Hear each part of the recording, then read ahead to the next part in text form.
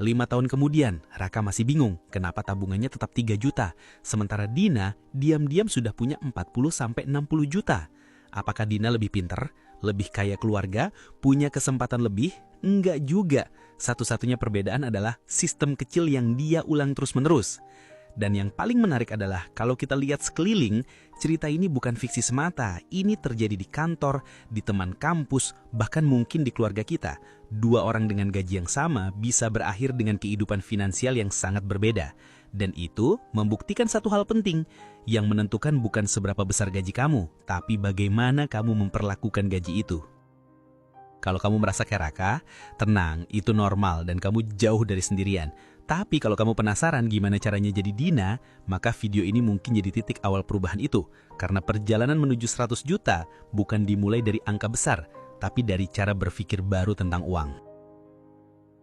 Oke, sekarang setelah kita tahu perbedaannya bukan di nasib tapi di sistem, mari kita lihat angka-angkanya. Karena angka itu jujur, apa adanya, dan sering bikin kita kaget. Bayangin kamu gaji UMR, misalnya 3 juta rupiah per bulan, kita sering mikir, mana mungkin dari gaji segitu bisa punya tabungan 100 juta. Tapi coba kita hitung sama-sama dengan cara sederhana, supaya pikiran kita terbuka.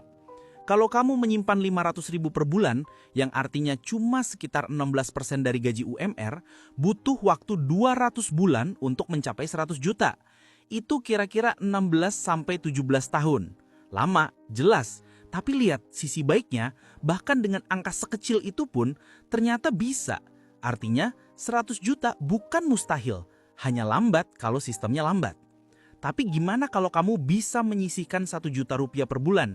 Sama-sama tetap manusia, tetap kerja biasa, tetap makan, tetap nongkrong, tapi disiplin di angka 1 juta. Dengan ritme ini, 100 juta bisa dicapai dalam 8 tahun saja. Dari yang tadinya 17 tahun, turun jadi 8 tahun. Itu sama seperti menghemat 9 tahun hidup hanya karena kamu sedikit lebih teratur. Nah, sekarang lihat skenario yang lebih cerdas lagi. Kamu tetap nabung 1 juta per bulan dari gaji, tapi kamu punya pemasukan kecil tambahan, side income 500 ribu rupiah per bulan. Bukan besar, cuma setara jualan kecil, desain sederhana, konten receh, atau kerjaan sampingan yang tidak merampas waktu. Total yang kamu bisa simpan berapa? 1,5 juta per bulan. Dan hasilnya mengejutkan, kamu bisa mencapai 100 juta dalam 3-4 tahun.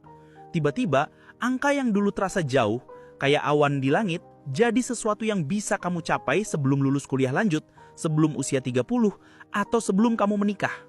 Nah, ini titik pentingnya. Semakin kita lihat angkanya, semakin jelas bahwa 100 juta itu bukan soal besar kecil gaji, tapi soal bagaimana kamu mempercepat ritme pertumbuhan uangmu. Dan kalau kamu masih skeptis, mari lihat contoh kasar lainnya.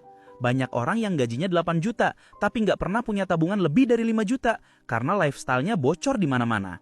Sebaliknya, ada orang bergaji 3 juta, tapi punya saldo puluhan juta, karena memilih hidup sedikit lebih sederhana dan konsisten nabung. Ini artinya apa? Kalau kamu menunggu gaji naik dulu baru nabung, kemungkinan besar kamu nggak akan pernah mulai. Tapi kalau kamu mulai dulu, walaupun kecil, gaji naik justru jadi akselerator, bukan penyelamat. Ini fase di mana mindset berubah. Bukan nunggu rezeki besar datang dulu, tapi membangun sistem kecil yang bikin rezeki kecil jadi besar.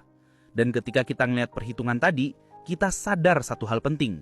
100 juta itu bukanlah tujuan orang kaya, tapi buah dari konsistensi orang biasa.